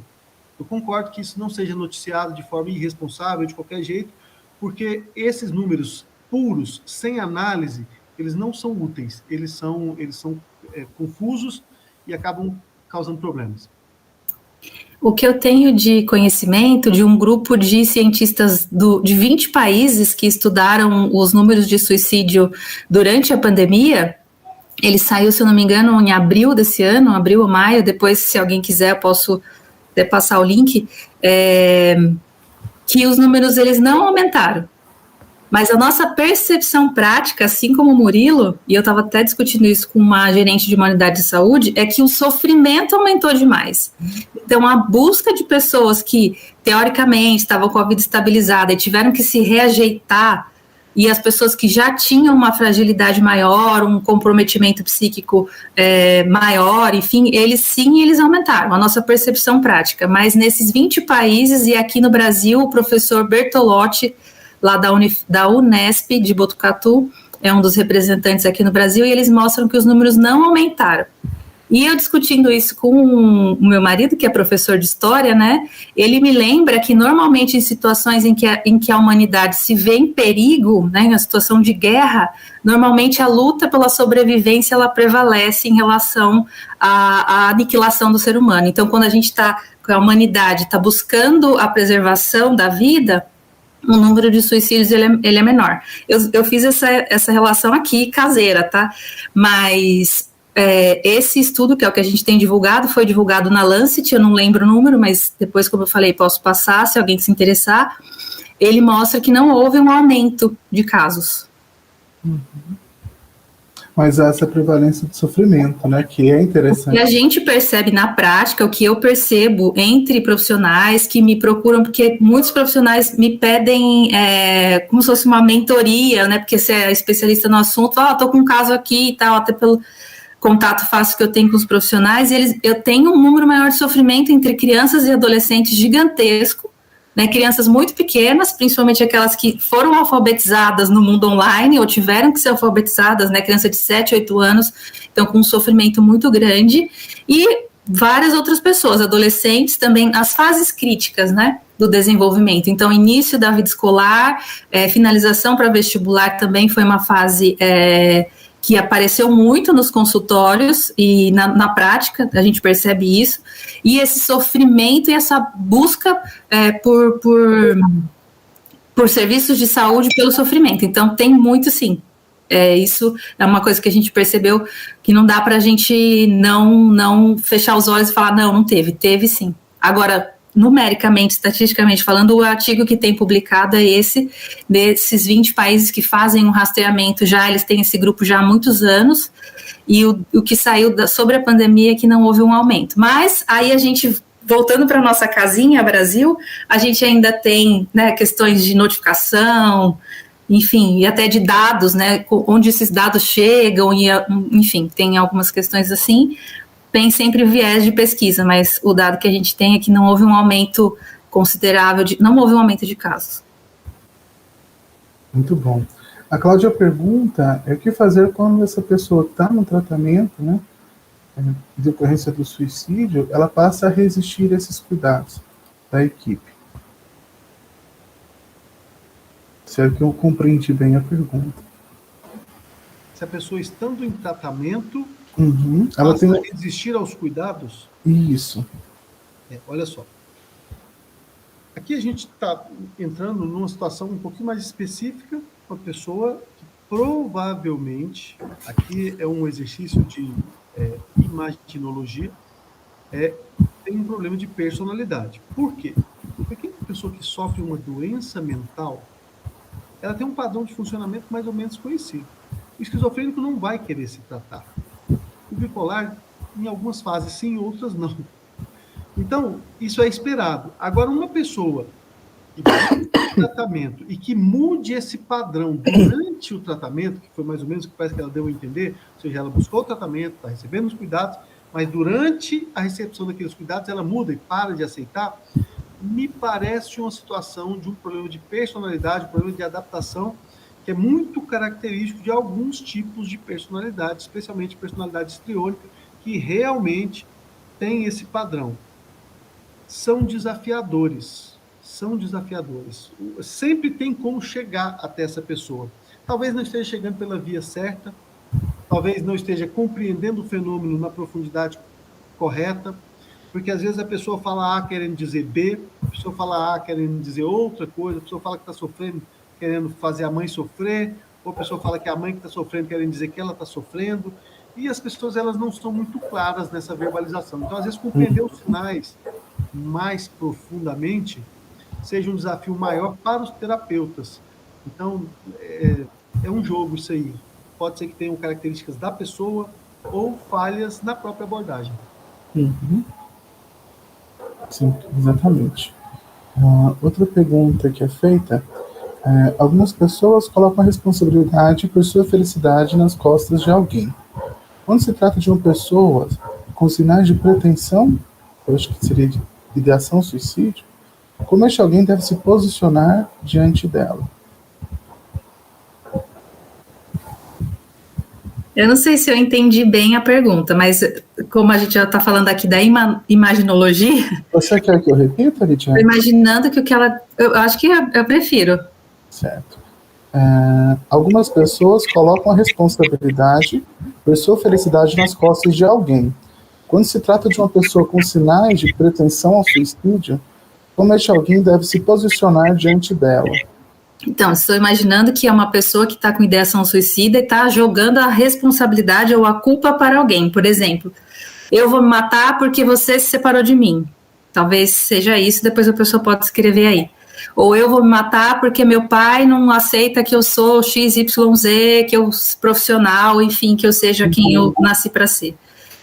Isso é uma coisa que a gente trabalha bastante nos nossos estudos e na nossa prática, que é justamente para essa pessoa que está se sentindo acuada, né, e ameaçada, tipo, se eu fizer isso, se eu me separar, eu tive um caso de uma pessoa assim, de uma paciente, se eu me separar do meu marido, ele está falando que vai se matar, então a culpa vai ser minha.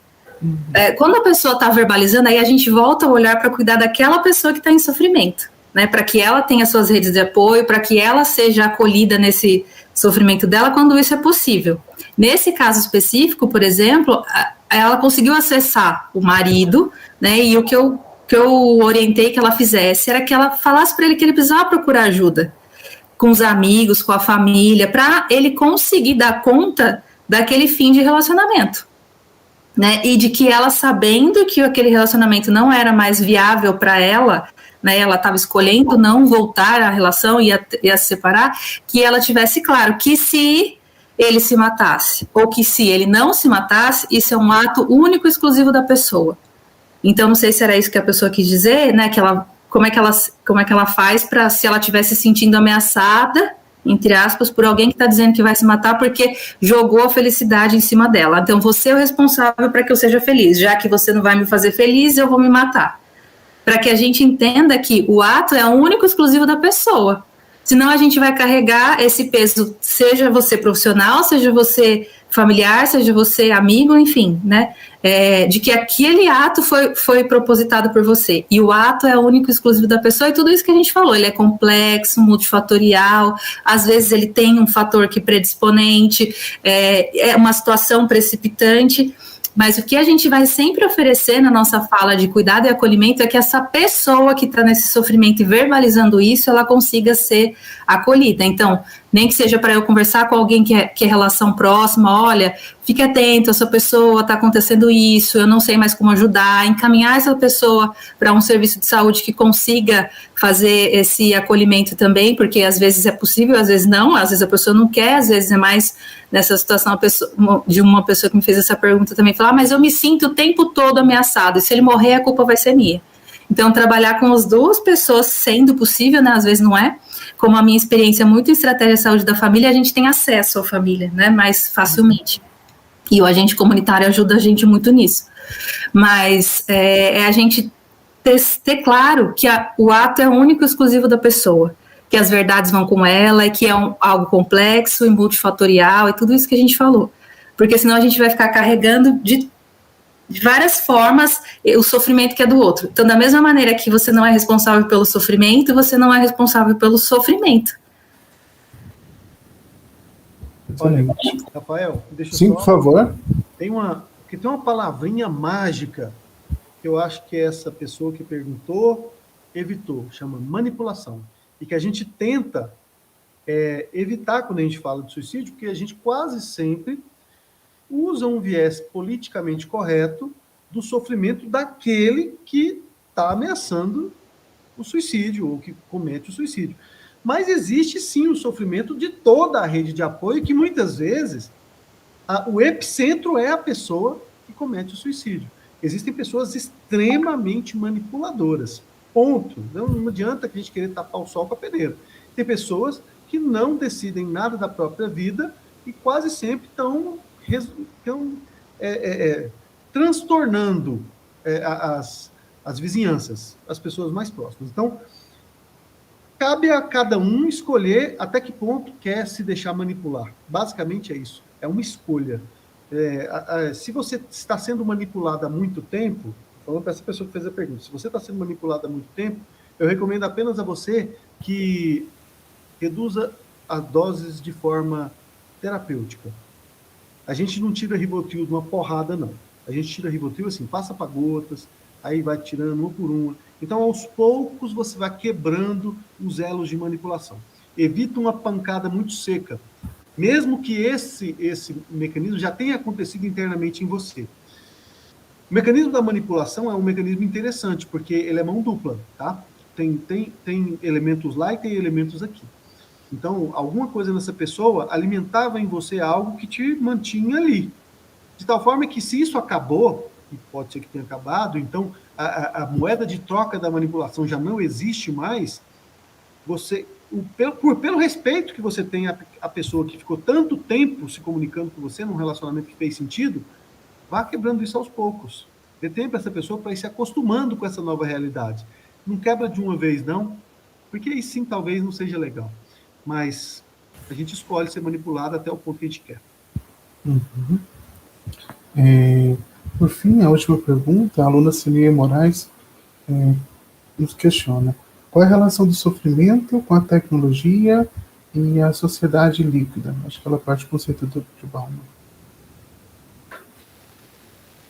Ela citou o Bauman, né? Eu escrevi um texto essa madrugada, agora passei a madrugada escrevendo sobre exatamente essa questão que essa moça falou. Ansiedade é a palavra da ordem, né? Ansiedade é a palavra da ordem. Hoje, as pessoas chegam ao seu consultório e falam assim: olha, eu vim aqui porque eu sou muito ansioso. Eu vim aqui, a pessoa come demais porque é ansiosa. A pessoa dorme demais porque é ansiosa. A pessoa não dorme porque é ansiosa. A pessoa não estuda porque é ansiosa. A pessoa estuda demais porque é ansiosa. A pessoa é irritada porque tudo é por causa da ansiedade. Ou seja, a ansiedade virou o panteão, né? Virou o Olimpo dos sofrimentos todos, totais. E aí você vai tentar entender, lavar essa palavra, entender o que é ansiedade e que sofrimento é esse que essas pessoas estão falando. E, de fato, a ansiedade, ela tem a ver, ela é uma prima do medo, né? Medo é uma emoção, e o medo, ele é uma reação psicológica e fisiológica a qualquer evento real. Então, você tem medo de um leão, você tem medo de um assalto, você tem medo de um acidente, tem medo de uma doença. Mas quando o evento não é real, pelo menos não é tão palpável, aí você fica com medo de algo que é meio obscuro, difícil de localizar, tanto no tempo quanto no espaço. Isso é ansiedade. A ansiedade é esse estado de tensão que está profundamente relacionado a algo que você não sabe exatamente o que é. E olha que coisa interessante para falar exatamente disso. Se você é ansioso, você se prepara para problemas no futuro. Animais não fazem isso. Você vê que um animal chega para beber água, se um crocodilo pular nele e ele conseguir escapar do crocodilo, a hora que passar o medo, gente, isso acontece em 5 minutos. Pasmem. O animal volta a beber água no mesmo lugar. No mesmo cantinho. Lá, ele chega na lagoinha e vai beber água. O crocodilo saltou nele há 5 minutos atrás. E o bichinho desce lá e bebe água. E às vezes o crocodilo, no segundo salto, acerta e pega ele. Imagina isso com um humano. Imagina você estar bebendo água na beira de um rio, salta um crocodilo em você, luta com você, você está com o braço machucado, não sei o quê, você volta para beber. Gente, qual a chance? Qual a chance disso acontecer? Isso é ansiedade. Ansiedade é a capacidade de imaginar que em qualquer lugar que tem água pode ter um crocodilo. Às vezes vai ser um crocodilo dentro de um filtro, você fica com medo de beber água de um filtro, porque vai que um crocodilo sai dali, um dente pelo menos, e vai em você. Isso é ansiedade, e é profundamente positiva a ansiedade. Ela é a nossa capacidade de prever, e um homem prevenido vale por 2. Até hoje falei isso, um homem ansioso, então vale por 2. Todos nós somos ansiosos, claro, e a ansiedade ela faz parte da nossa vida, e ela é útil. Mas nós vivemos o paradigma científico. O paradigma científico é esse, de entender os padrões e fazer previsões. A gente prevê tudo, e a gente resolve tudo. A gente prevê tanto e resolve tanto, prevê tanto e resolve tanto, que agora a nossa vida tem ansiedade. Olha que coisa, quanto mais remédio para ansiedade se cria, mais ansioso o povo fica. Se você é capaz de prever até quantos anos você vai viver, assim, vamos dizer, expectativa de vida. Os caras fazem cálculo de expectativa de vida. O cara sabe até quantos anos vai viver. Mais ansiedade. Tá com febre, antitérmico. Tá com dor, analgésico. Tá com isso, tem remédio para tudo, tem solução. Tô com papadinha, injeta um negócio. Tô com isso, tudo tem solução. Menos a ansiedade, porque a ansiedade é oriunda do excesso de controle. Ela é oriunda do excesso de previsão. Ela é a própria previsão. Então, você perguntou sobre sofrimento, sociedade líquida. Aí, a nossa sociedade é a sociedade do sofrimento, especialmente sofrimento futuro. Por quê? Porque a nossa vida é prever o futuro. Das coisas boas às coisas ruins. A grande aposta no começo do ano passado era quantos meses demoraria para desenvolver a vacina?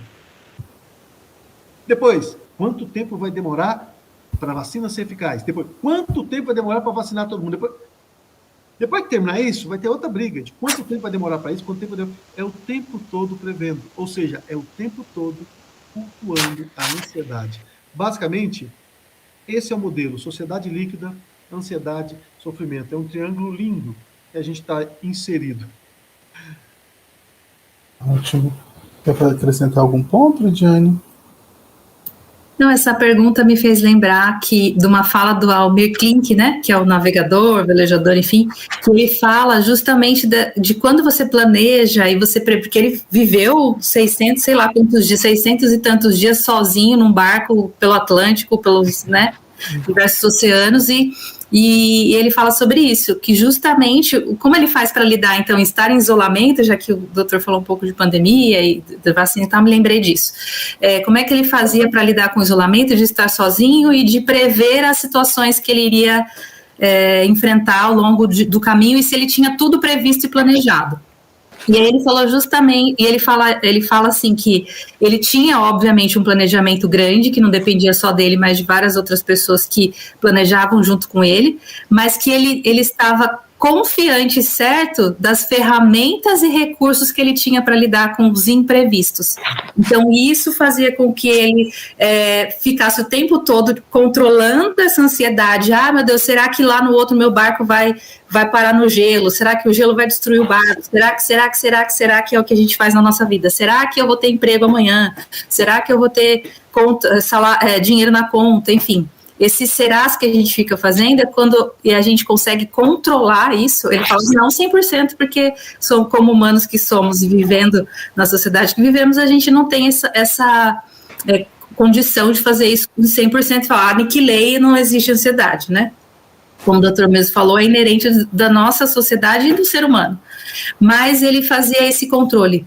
Então, uma das coisas que a gente faz bastante com profissionais e com as pessoas que a gente lida é que ela tenha consciência de quais são as ferramentas e os recursos que ela tem disponível para lidar com aquilo que é imprevisível, com aquilo que eu não sei se vai ou não acontecer, ou com aquilo que eu acho que vai acontecer. Qual é a ferramenta? Tem ferramenta para isso? Tem recurso para isso? E aí, se utilizar da criatividade, né, que é imprescindível que a gente faça isso, se eu não tenho a ferramenta, eu vou buscar quem tem, eu vou buscar criar uma nova ferramenta e assim a gente vai indo. E aí, só para finalizar, essa questão que eu falei inicialmente na minha fala, nós não temos essa preparação de buscar recursos e ferramentas internas para lidar, de fazer essa padronização, né, de olhar para você mesmo e dizer, olha, nessa situação eu fiz assim, deu certo, então eu vou criando um padrão de ferramentas e recursos. Como a gente não é ensinado a isso, e a gente não aprende, não vem num pacote, nasceu o ser humano, tá aqui, lê aí o manual e vai dar certo, a gente fica às vezes embolado nessa situação. Mas eu lembrei da fala dele, talvez alguém que esteja aí nessa situação embolado, né, nessa sensação de que, meu Deus, eu não sei o que vai acontecer amanhã, não sei nem se eu acordo, não sei isso, sei aquilo, e a gente fica embolado nisso, é que a gente vá buscar recursos e ferramentas que a gente tem internamente. Eu não tenho tantas. Então a gente vai buscar fora, né, com pessoas que a gente já viu que aquele padrão funcionou e que talvez pode dar certo, né? Não é uma ciência exata, mas vai nos ajudar a pelo menos equilibrar essa situação, né? Em que a gente está o tempo todo pensando no futuro e não está vivendo aqui o presente, que hoje muita gente fala sobre isso, mas também que a gente precisa ter alguma certa previsão para a nossa autoproteção, né? Para instinto de sobrevivência. Que a gente busque recursos e ferramentas. Ótimo. Se vocês puderem passar... Pode falar, Murilo. Eu falei sensacional. Se vocês puderem passar o Instagram de vocês, para os alunos seguirem, eles pediram, né? O meu, eu não sei como é que tá meu nome aqui, é Murilo com 2 L's, Murilo Nascente, é desse jeito. Não tem, Murilo Nascente, sem nenhuma firula. Ótimo. O meu é lidiane.melo.5 ou @semear.cuidado, mas já aviso que vocês não vão encontrar muita coisa lá da parte profissional, porque ao contrário do Murilo, ainda não estou habituada com as lives e com esse conteúdo nas redes, mas se quiser me seguir, de vez em quando eu posto algumas coisas, ou tem alguma live gravada com alguém, aí vocês vão... E eu me desafiei esse ano a contribuir com o meu conhecimento através da internet, né? Vamos ver se eu consigo cumprir esse desafio. Ótimo. Bem, agradecemos, né, a participação de você, Lidiane, do Murilo, os alunos da faculdade. A gente tem certeza que as experiências que foram compartilhadas foram ricas, contributivas para a formação de todos. Agradecemos ainda a participação, né, de quem enviou perguntas, dos professores que também acompanharam o evento. E é isso, muito obrigado, boa noite, foi um prazer, Lidiane, foi um prazer, Murilo. O prazer foi todo meu, eu adorei, foi legal demais, foi bom demais conhecer a Lidiane, muito legal, vou seguir agora, Lidiane. Segue lá, me chama no direct se precisar. E eu também agradeço, foi muito legal poder estar aqui e falar sobre algo que faz parte do meu cotidiano e que me ajuda a ser quem eu sou também, né? Compartilhar aquilo que faz sentido para mim, que eu acredito, e espero que tenha ressonância nas pessoas que nos acompanhou. Também foi um prazer te conhecer, doutor. Obrigada, Rafael, Eren e o pessoal aí do convite. Agradeço muito, foi uma honra. Muito obrigado. Tenham todos uma boa noite. Boa noite. Boa noite. Tchau, tchau.